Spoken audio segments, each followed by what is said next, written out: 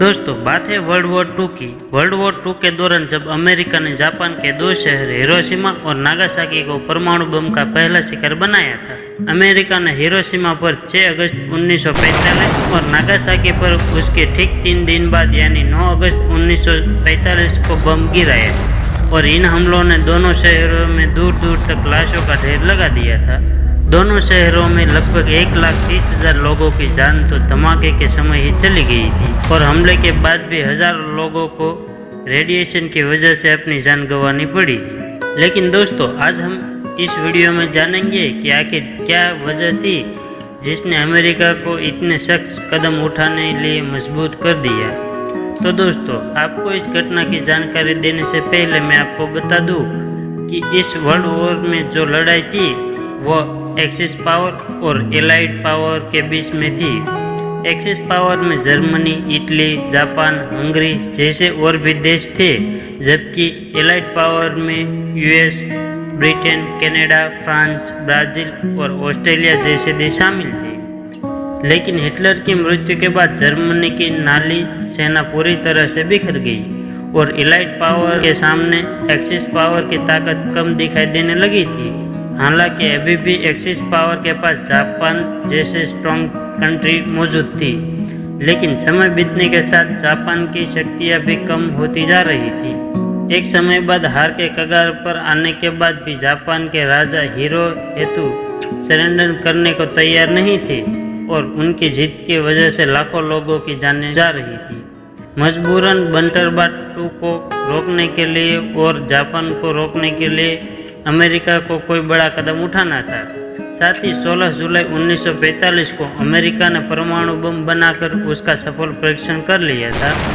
हालांकि उस समय जापान ऑपरेशन डाउनफॉल के नाम से अमेरिका पर एक बड़े हमले की साजिश कर रहा था और उस बात की भनक उस टाइम के प्रेसिडेंट हैरी ट्रूमैन को लगी तो उन्होंने देश के बड़े अधिकारियों के साथ मिलकर जापान पर बम गिराने की तैयारी शुरू कर दी थी और फिर बम जापान में किस जगह पर गिराया जाए उसकी रिसर्च के लिए अमेरिका ने एक कमेटी का गठन किया और उस कमेटी ने जापान के अलग अलग शहरों की जानकारी जुटाने के बाद अपना पहला टारगेट हिरोशिमा को चुना।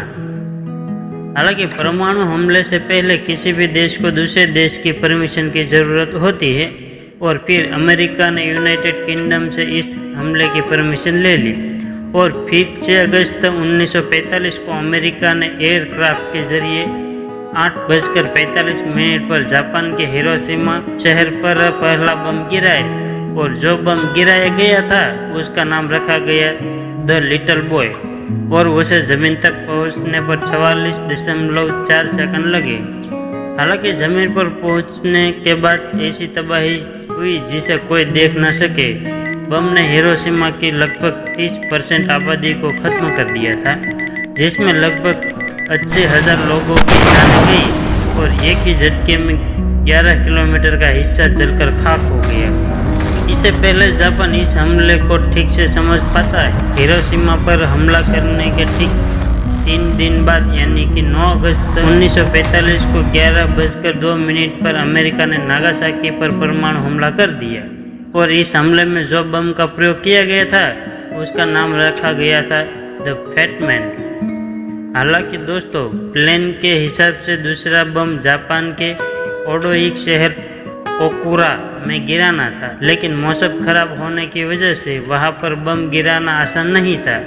ऊपर से एयरक्राफ्ट का ईंधन भी तेजी से खत्म हो रहा था और ऐसे में अमेरिका ने अपना दूसरा टारगेट डिसाइड करके अपना दूसरा बम नागासाकी में गिरा दिया और यह बम नागासाकी की जमीन से 500 मीटर ऊपर ही फट गया था, जिसने पूरे शहर में तबाही फैला दी। हालांकि आसपास के पहाड़ों की वजह से तबाही का यह आंकड़ा पिछले हमले के मुकाबले बहुत कम था, लेकिन इसमें भी 44,000 लोगों की जान गई और रेडिएशन की वजह से जो बाद में नुकसान हुआ वो तो अलग। इस तरह 2 परमाणु हमले के बाद जापान के राजा हिरोहितो 14 अगस्त 1945 को सरेंडर कर दिया गया और कहा जाता है कि अगर जापान अभी भी सरेंडर नहीं करता तो 6 और 9 अगस्त के बाद भी अमेरिका उस पर हमला करता। तो दोस्तों हम प्रार्थना करते हैं कि भविष्य में चलकर ऐसी घटनाओं का सामना किसी भी देश को न करना पड़े। तो दोस्तों, ये थी स्टोरी हिरोशिमा और नागासाकी की दो विनाशकारी हमले की। मुझे आशा है कि आपको यह वीडियो पसंद आया होगा। अगर पसंद आया है तो इसे लाइक कर दीजिए और चैनल को जरूर सब्सक्राइब कर लीजिए। तो आज के लिए बस इतना ही। Thank you.